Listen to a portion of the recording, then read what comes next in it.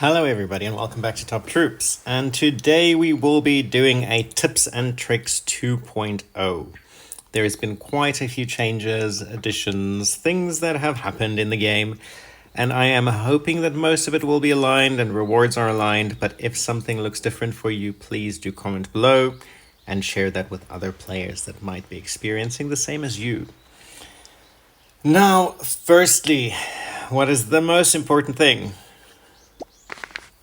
For both progress and for game satisfaction, the easiest way to get some things done is just completing your daily missions. The daily missions feed into your season rewards, and also it helps you ensure that you do get additional chests from arena battles or whatever the case is. It sets you on the journey for additional shards with completing those 10 or 20 arena battles.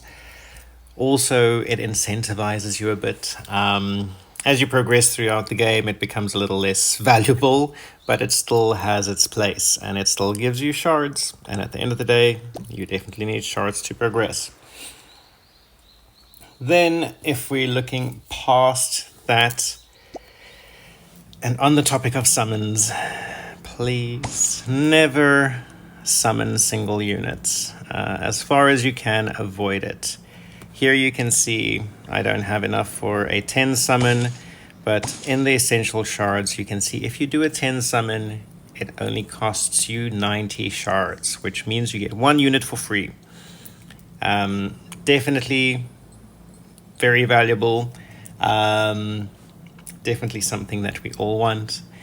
Then after this, what are more tips? Definitely full your wish list with the units that you would like to see. I will be doing some videos on these and what I prefer and what I'm looking for soon. But that brings me to the next point. Looking at your units and looking at synergies. For instance, if we look at Golem, yes, he's a frontline militia, whatever the case is. But now if we go into his skills, okay, he deals damage, great stuff. But he also increases defense. So that is great. He has high life already, and he has high defense. So now if we're looking at units that help others and boost them, here we can see Verleaf boosts defense of allies. So that is what I'm talking about, a synergy. So now not only does it boost the Golem, but any other unit that is around it.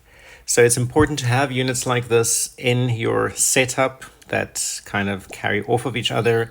Another very valuable thing is, for instance, if we look at Era or Toad Druid, Era freezes, Toad Druid stuns initially. So if you can stun and then get Era to follow up with 1 or 2 attacks and then freeze everybody, and then gets, for instance, a Emir or a Frozen Heart, freezing them again, it just stacks and keeps them doing no damage while you're doing high damage.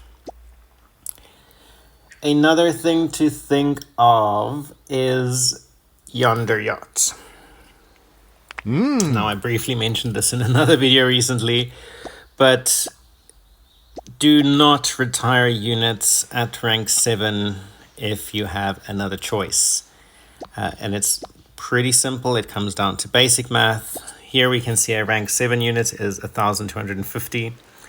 If we get 5 of these to do a 5 merger, giving us 2 units at rank 8, that would be for 6,250. But now if we're looking at a rank 8, it gives us 4,000. So 2 rank 8s will give us 8,000, which is quite a bit more than that 6,200. So definitely, as far as possible, try and only retire rank 8 units in Yonder Yacht. And while you're here, spend it on what makes sense. Shards, I do this every day without fail. Squad coins I buy, gold I buy, and now I started buying legendary material because I'm struggling to get them for all the units needed. And if you are looking at buying an equipment set, rather save for one of these full sets of 6 items and not buying individually, as it is also quite expensive and you get one more for free if you buy the set. Now onto the next troop. Not the next troop, the next tip. For your Chambers of Destiny, don't try and push to higher levels if you keep on failing. It's going to cost you a lot of diamonds and a lot of frustration, and you get basically no rewards. I would rather stay at a lower tier and get constant rewards every 2 days than struggling to complete a floor and it's just not being great.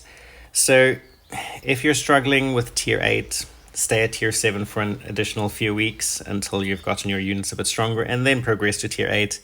It's not worth it losing so many diamonds trying to revive units, and then you end up not even completing floor 1 of tier 9, which is what actually happened to me. So I'm stuck on tier 8 for now, and I'm quite happy with that until things get a bit better and my army gets a bit stronger. But definitely something to look out for. And then another tip that people often forget is ancient battles. Now, ancient battles, they can get quite intense, and the ancients can get quite beefy very quickly, where you won't be able to do much or at some points any damage to it if you have very strong players in your clan. But it does get better. The thing here is just to have a daily attack, even if you do 2 damage, even if you do no damage but you just participate. As long as you participate in the ancient battles, you get those rewards. Then I think the last thing that I will say is just to make sure that when there's events coming around, complete these. You get some of the events that are legendary and epic. That's quite a bit hard even for me to complete all of them. This I'm still just progressing through, so I'll most likely be able to finish this one off. But the legendaries that have restrictions on specific units, I still struggle with those, so don't feel alone or like you're not making it. Just be patient. Eventually we'll all get there. But definitely do complete these. They don't just give diamonds. Let me show you just a quick battle.